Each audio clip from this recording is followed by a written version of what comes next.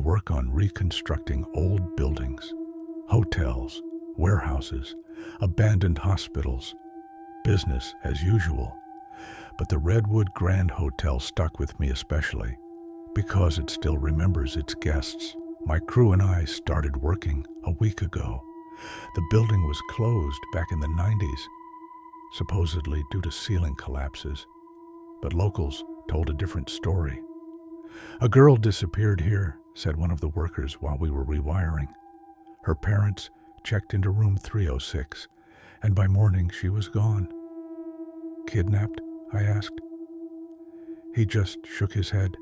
If only. The cameras showed her opening the door and leaving by herself. But after that, nothing. The trail ends in the corridor, like she vanished into thin air.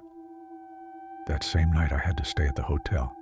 Stupid decision, but commuting 2 hours each way wasn't an option either, and I found myself a decent room, 312, far from that one.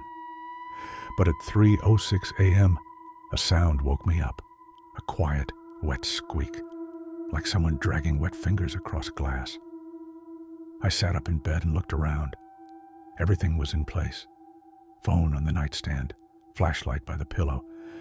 But the sounds didn't stop. I slowly turned my head toward the mirror. There were marks, visible fingerprints, as if someone was reaching from inside. 3 small handprints. I exhaled and closed my eyes. Okay, stay calm. It's just reflections, leftover dust, anything. But when I opened them again, one of the handprints was gone. Knock, knock, knock. 3 knocks at the door. I jumped up. Who's there? A second of silence. Then a voice. Want to play? I froze. Someone small was standing outside.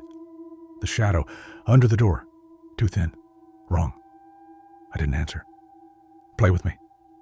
The voice became wet, as if she was speaking without swallowing water. Something inside me stirred, urging me to open the door. Not curiosity, not fear. Something alien. Pull the handle. Open it. Let her in.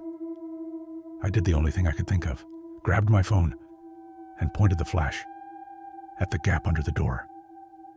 The shadow of a girl reflected on the floor, but she had no head. I don't remember how I made it to morning, but when I opened my eyes, the mirror in the room was cracked, and wet handprints were impressed on the wall. I ran out of the hotel, leaving my belongings. Never went back. But since then, if at 3:06 a.m. my apartment gets too quiet, I hear someone dragging wet fingers across glass,